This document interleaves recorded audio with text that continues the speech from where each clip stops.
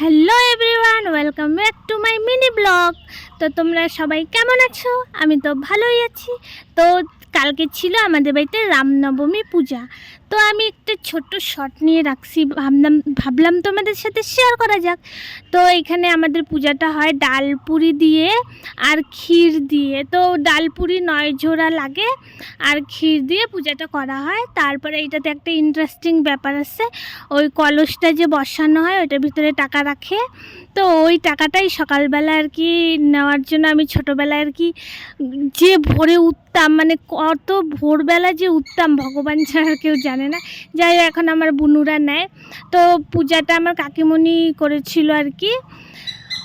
যাই হোক, পরে সবাই একে একে করে প্রণাম করে নিলাম। সব গোটাটাই আমি তুলতে পারি নাই, কারণ আমি কাজ করতেছিলাম, ভুলে গেছিলাম যে আমার আবার ফুটেজও নেওয়া দরকার।